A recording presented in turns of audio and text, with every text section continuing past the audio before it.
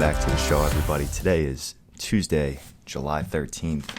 Football season is right around the corner. Fantasy season is right around the corner. Drafts in a couple weeks. I'm sure everyone's pretty excited. I know I am. The summer is absolutely flying by. And today we have some late-round quarterbacks and some late-round tight ends, as well as an AFC South fantasy preview. A lot of exciting stuff, but as we all know, we're all just looking for the season to get started. A lot of good stuff. A lot of good stuff to go over, a lot of good stuff to get through, and I am eager to see a post-COVID NFL world and a post-COVID real world that we seem to be living now. Masks are coming off. It's a beautiful thing. Let's just hope that this Delta variant doesn't make things interesting in the fall. But I digress. Let us waste no time, ladies and gentlemen. Let's get right into it.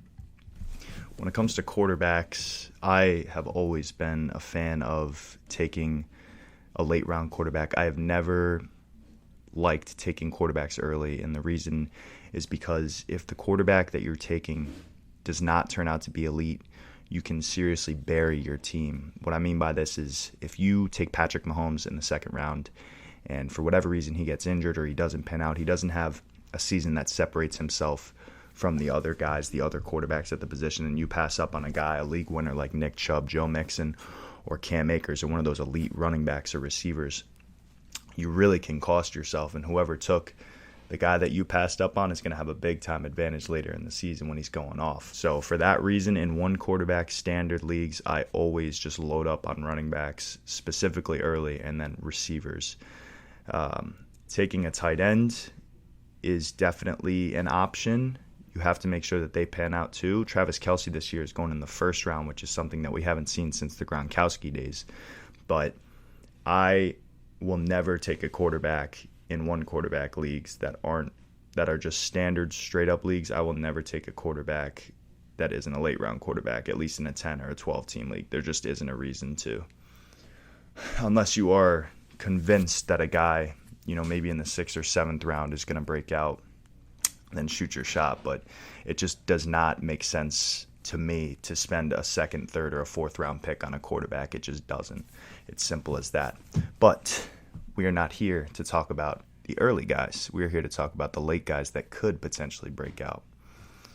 So 5 quarterbacks that are going in the later rounds that have a chance to break out. Number 1, the hot commodity. When you stick his name up on the draft board, you're going to get some oohs and ahs. Trevor Lawrence of the Jacksonville Jaguars, going in the 10th round, the early 10th round currently, is his ADP. I love the talent. He is the best quarterback prospect in ages. You could say since Andrew Luck, since Peyton Manning, whoever you want to say. Urban Meyer is going to make things interesting. And I think the Jaguars are going to be a pretty solid team. I don't think that they will make the playoffs. I don't think that they have any chance to make the playoffs, but they could easily get 6 or 7 wins. No question about it. That offense is absolutely loaded from the skills positions. The offensive line is a little questionable. Cam Robinson's good. Jake Linder's good, but they definitely have some holes. They're not going to be a good team, but in fantasy with quarterbacks, you can have quarterbacks on bad teams that are good for fantasy. It doesn't matter. And so when you have a quarterback that's talented like that and he has talent around him, for fantasy, that's all you need, especially when the coaching is right. Now, the 10th round is not the most ideal spot. I like to wait a little later for quarterback, I think, because quarterback is just so deep. So if he's still going in the 10th round, I will not be taking him, but I would not have any problem if someone wanted to take the flyer because he can be really special. Ryan Fitzpatrick up next. I have heard so many people talk about how great this Washington offense is going to be. I think we need to wait and see because as well as Fitzpatrick played later in the year last year, you have to remember that this guy has been on like 19 NFL teams, and there's a reason for that. He's not a franchise guy. He's very streaky, very hit or miss. He can look like the best quarterback in the world, but then the next game or even later in the game will just throw some throws where you scratch your head and think, what the heck was he looking at? There is Fitzpatrick. Fitzmagic and Fitztragic. And when you get Fitzmagic, you get a top 3 finish, top 5 finish on the week, 30-plus fantasy points. But there's Fitztragic, where he gives you single-digit fantasy points on a week and can just bury your week or your team for that week. And he's currently going in the 16th round, which if you wait on quarterbacks like I do, that's certainly an area that I don't mind taking a flyer on him. But realize that while he does have top 5, top 10 upside, he also has a crazy low floor too. Number 3, Tua Tagovailoa. Big Dolphins fan, big Dolphins homer here. I'd be lying if I told you that I don't have some questions too about him. But the skills positions and the receivers around him are as deep as I can remember. Devontae Parker, Will Fuller, Jalen Waddle, Preston Williams, Lynn Bowden. Maybe a couple guys that only I know. But I don't believe that the play calling was there last year. I think Chan Gailey was one of the worst offensive coordinators in the NFL. And Tua earlier this summer in a press conference, even admitted that he had no idea what was going on with that playbook last year. Reading the reports, a full off season, a full playbook designed for Tua, I believe is going to go leaps and bounds and make just a huge difference. And he's going in the 13th round. He's pretty much free. Did not have an amazing rookie year, but it was not as bad as people say. You know, the last 2 games that he played were his worst 2 games of the year. And the reason that everyone's so down on him is because the last 2 games that he played were front and center rather. The brightest lights. You know, the Raiders game, he choked. He did not play well. Fitzpatrick had to come in and save him. That was week 16. Week 17, he also choked. He did not play well. But those are really the only 2 games that the public got to see. If you go back and watch the Arizona game, he outdueled Kyler Murray in Arizona in the desert. And that's the upside of Tua. There's a reason he was taken in the top 5. He is one of the most accurate college quarterbacks, if not the most accurate college quarterback in the history of college football. He's one of the greatest college quarterbacks of all time. And the talent is there. The talent is there. Now, whether he puts it all together, I don't know. But if you're going late round quarterback like I do, there are worse players that you can get outside of Tua. And you know what? If he doesn't pan out, you can always just drop him. You can always just drop him. Number 4, Baker Mayfield going in the 12th round. Another guy that is on a loaded offense. Baker played really, really well later in the season last year. And one can make the argument that the Browns should have went into Kansas City and won that game. They were up late in that game, and Baker had one of, if not his best game of the season that game. I don't believe that he is a top 5 or even top 10 quarterback talent in the league, but he's definitely, 11 through 15. He's a good player. And he may, outside of the Kansas City Chiefs, have the most loaded skills positions around him. Nick Chubb and Kareem Hunt is the best running back duo in the league. Odell Beckham and Jarvis Landry are arguably the best wide receiver duo in the league. A lot of things have to go wrong for Baker Mayfield to not be at least a usable fantasy asset. And number 5, Jameis Winston, going in the 18th round. Most leagues don't have an 18th round, so he's essentially free. And this is really a flyer. I would not leave a draft unless I knew Jameis Winston was starting for the Saints. I would not leave a draft with him as my number 1 quarterback. But if you took 2 late rounders and Jameis is just a stash on your bench, he's another guy that reminds me. Him and Ryan Fitzpatrick really play the same. They'll look like the best quarterback in the league for 5 games, and then they'll play 5 games where they just look like they don't know how to play quarterback in the NFL, and that's okay. I believe that Sean Payton is the best coach that Jameis Winston has ever had, and if Sean Payton can get the best out of Jameis, then there's no telling. Alvin Kamara and Michael Thomas, we already know what they do. And I really hope that Taysom Hill does not start, because I think that Jameis deserves at least one more shot, former number 1 overall pick. And he showed promise in Tampa Bay. He did at times. He also played terribly at times. But I'm not ready to write Jameis off just yet. I think he deserves one more shot. Now we have 5 late-round tight ends. Literally makes me want to puke looking at the tight end position. But I will say it's not as bad as in years past. Definitely not as bad as in years past. So number 1, going in the 11th round, Mike Gesicki, part of that Dolphins receiving core that is really loaded. Mike Gesicki is essentially a slot receiver. He doesn't really block at all, but that's good for fantasy. He is entering a contract year.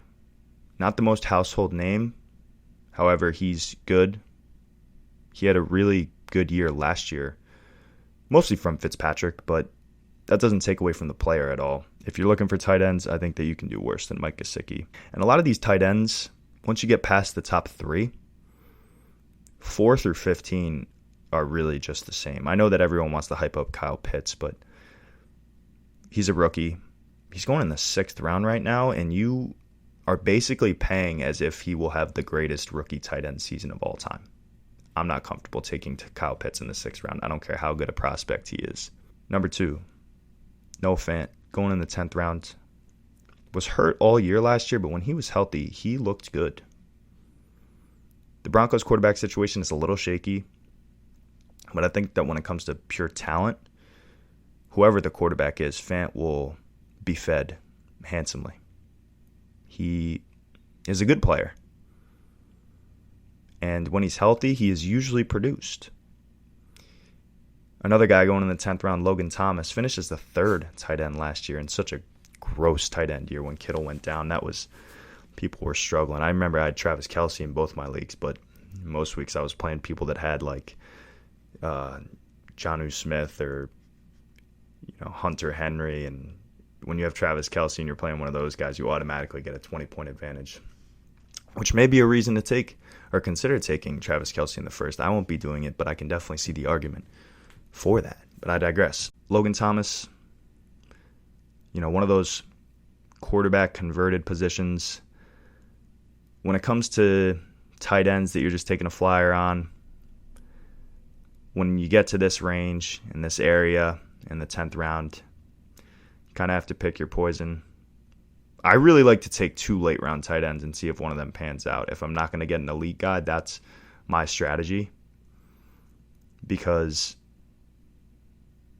tight end is just really a tough position in fantasy football. So if you went Logan Thomas and maybe another late round flyer like Anthony Ferkser, OJ Howard, Jordan Akins, you kind of double up there. I wouldn't hate that. Again, to each their own with the tight end position. It is a nightmare in fantasy, and tight end premium can maybe help balance that out a little bit, but tight end is just tough. And then a super deep sleeper that I like is Blake Jarwin. Was really hurt all of last year. He had 1 catch on the season, but the 2 years before that, he played all 32 games. And the talent is decent. And with Dak back, I think that he'll be at least usable for fantasy. Again, I'm not advocating that he be your for sure tight end 1, but I don't hate taking him in the last round of drafts. All right, next up, full AFC South fantasy preview to wrap things up on the show today. And let's start from the bottom. Number 4, or at least how I believe the division will play out, is the Houston Texans. I believe that if Deshaun Watson does not play for the Houston Texans, that they will be the worst team in the league outside of the Detroit Lions this upcoming season. Tyrod Taylor, starting at quarterback. No thank you. That's tough. Fine bridge quarterback. Not the worst player in the world, but not the answer, obviously. The running back room is crowded. Maybe the most crowded running back room in the league. There's just 4 players that are like pretty solid, average, but nothing crazy, which is really interesting, and each guy seems to have their own injury history as well.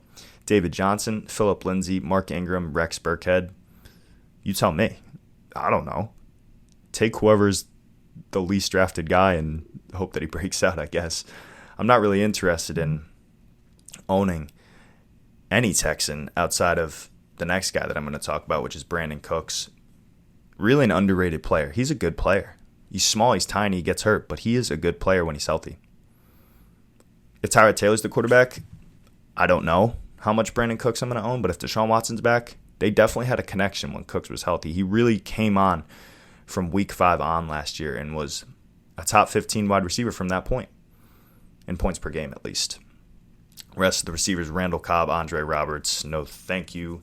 And the tight end, Jordan Akins. Again, if the Texans are really this bad and they're throwing all the time, I don't hate Jordan Akins as a late-round flyer, but you're really struggling if you're going to have Jordan Akins be your tight end 1. And outside of Cooks, if Watson isn't there, I'm not really into any Texans. If you want to take a running back from the running back room, be my guest, but don't expect to start them for at least a couple weeks. You have to see how that plays out. Number 3, third place, the Jaguars. Trevor Lawrence, we already talked about. Another crowded running back room with James Robinson, Travis Etienne, and Carlos Hyde. James Robinson and Travis Etienne is a good problem to have for the Jaguars. And they're both very different players. James Robinson is not really a receiving back. He's much more of a downhill runner. He plays almost like Chris Carson, where he'll just level you and not stop until you have 5 guys on him, and then he can hit the ground. Not the best vision or talent, really, but they gave him 550 carries last year, and he ended up producing for fantasy. However, I don't really want a piece of James Robinson this year. I think that he's currently going in the 6th round, and that is just a little too rich for me because I believe that Travis Etienne will be the Jaguars running back that you want to own. Flashy new rookie. Urban Meyer handpicked him.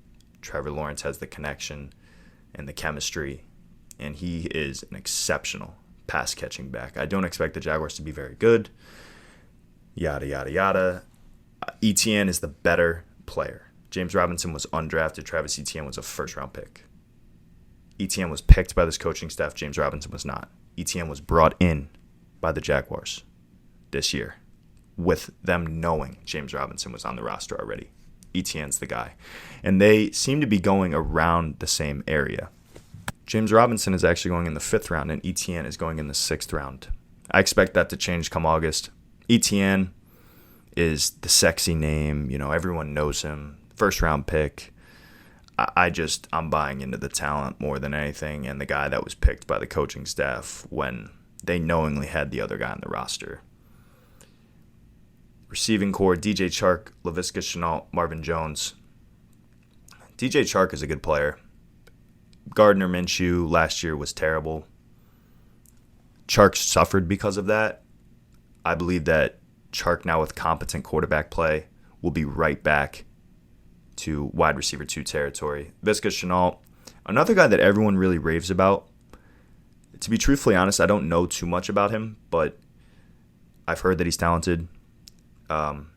It's really hard to judge these Jaguars players from last year because of the fact that their quarterback play was so bad, and when you play for the worst team in the league, you just don't know because the Jaguars were barely an NFL team last year, and we just have to see. And then tight ends, next question, Tim Tebow. If you want to be the drunk guy that puts him up on the board in the last round, be my guest. Number 2, the Colts.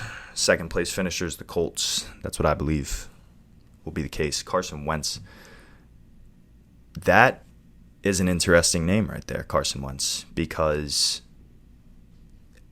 he had an MVP year 3 or 4 years back. Last year, everything in Philly went wrong. Wentz did not play well, but the Eagles went to hell. I mean, they were so bad last year. They were hurt. Everything that could have gone wrong last year for the Eagles went wrong. And Wentz suffered because of that. I'll give Wentz a chance. Wentz is currently going in the 13th round, and I love that all day long. As a flyer, of course. He can be your quarterback one, and if he isn't playing up to standard, just drop him and pick up another. Now, obviously, things change in Superflex and 2 quarterback leagues, but I'm strictly talking 1 quarterback, 10, 12, or 14-team leagues. I love Wentz. He is in a good offense, fresh start. Sometimes we see things pan out in situations like this, and I believe that Wentz will be no exception. Jonathan Taylor, the argument about taking him in the first round, I'm all in on him as long as it's not a top 6 or 7 pick. If it's a late first-round pick, I believe that he is worth that all day. Marlon Mack and Nyheim Hines also in that running back room. Marlon Mack's a good player. He was hurt all last year. We have to see what he looks like coming off that Achilles, but Mack and Hines definitely scares me a bit. Jonathan Taylor is being talked about as a top 5 pick, and I'm just not comfortable taking him in the top 5. Late first, maybe, but top 5, absolutely not. That running back room is just too crowded, and people forget how good Marlon Mack is when healthy. Obviously, an Achilles injury is a huge injury, and some players are never the same, but if Marlon Mack can get close to what he used to be, I would not be so sure that Jonathan Taylor is just going to take 80-90% of the workload. And the receivers, Michael Pittman, T.Y. Hilton, and Tariq Black, shout out Connecticut. I am not really going to target any Colts receivers personally. There are people that love Michael Pittman. I am not the biggest fan of him. I think that he is just a big tight end that plays receiver. Definitely room to grow, and with a fresh quarterback, new quarterback, Phillip Rivers actually played pretty well last year for them, but we kind of have to see how the receivers and Wentz gel, because sometimes it takes a while. T.Y. Hilton's old, and I just don't really want any Colts receivers personally. I think that this team is going to go through the running back. And then Jack Doyle as a tight end. Again, another guy. Tight end is all the same. Don't mind him. If you want to stash him, go ahead. And then the team that is absolutely loaded on offense, I expect the Tennessee Titans to easily win this division. This, for my money, is the weakest division in football. I don't expect the Titans to have substantial issues winning this division. Now, Ryan Tannehill, as a Dolphins fan, a lifelong Dolphins fan, everyone that is continuously pumping the fact that Ryan Tannehill is an elite level quarterback, they want to bring up the numbers. Sure. In the regular season, Ryan Tannehill is one of the best quarterbacks in the game. But as a Dolphins fan, I need you to watch the crunch time performances, the crunch time numbers, the third down conversions when it comes to Ryan Tannehill. He shrinks. And for fantasy, we don't care about that. He puts up numbers. He's a top 5, top 10 fantasy quarterback, elite, easily. No question. But saying that Ryan Tannehill is a top 5, top 10 quarterback in the game, in the NFL right now, no. Absolutely not. That AFC Championship run by Derrick Henry a couple years back, just another example of Tannehill not being able to get it done. Last year against the Ravens in the playoffs, again, another example of Tannehill shrinking in crunch time. I'm telling you. Again, this is mostly a fantasy show, but I just get my gears a little grinded when people try and say that Ryan Tannehill is a good NFL quarterback. Regular season for sure, but when it matters, when it counts, Ryan Tannehill is nowhere to be found, and that has been the case consistently. I had to watch him for 7 years bring us to mediocrity in Miami, 7-9, 8-8, 9-7, so many times I cannot explain it, and nothing has changed. He is a good regular season quarterback, and his weapons are loaded around him, but please stop telling me that he's good in crunch time or a good, competent playoff quarterback, because until he wins a ring or until he even gets to the game, it's just not true. Oh, all right. Derrick Henry, boom. We know this. You can make the argument that he should be the first pick this year. If we knew that Henry would replicate something close to what he did last year, Derrick Henry is the first pick. But as we know with running backs, they have a short shelf life. Derrick Henry was built in a lab. He huge. He can take hits like no tomorrow. But I will say that those hits eventually catch up. Do they catch up this year? I don't know. He's only 27, and he will be 27 through most of the year. I had the 5th pick in my home league, and if Derrick Henry's there, I'm taking him. Shout out the home league. The one downside of doing a football podcast is they know everyone that you like and dislike. But, again, we're nitpicking. Derrick Henry, if he's healthy, that offense goes through him. I don't care what the receivers are. He's guaranteed workload, and you just love to see it. But is he the number 1 pick? Not for me. Not for me. He's 3 or 4. I like Dalvin Cook and Saquon a lot more. You can make the argument for Kamara or McCaffrey as well. Dalvin Cook and Saquon for sure, and then it gets interesting. Receivers, A.J. Brown, Julio Jones, Josh Reynolds, Flyer, whatever. We know who the 2 stars of the show are. A.J. Brown is quickly ascending into one of the best receivers in the game. He just mauls DBs. I mean, I would not want to tackle that guy. He is really fun to watch. Only 22 years old, too. A lot of room to grow. A fun follow on Twitter as well, but that guy can play some football. And then Julio, one of the greatest ever. We don't need to go into too much detail. A.J. Brown going in the 2nd round, currently at ADP. Julio going in the 4th. I think that the Titans are going to be a lot of fun to watch. And then Anthony Ferkser at tight end. Again, another late round tight end. All these tight ends are the same, man. You just take whoever dart throws. Just hope that one of them lands. So that's it. That is it. The tight ends, the quarterbacks in the late round that we should target. And the full AFC South preview is complete. I hope you guys enjoyed. And more divisional previews coming up soon. New shows for the month of July. Monday, Wednesday, Friday. And we'll see you guys in the next one. Take care.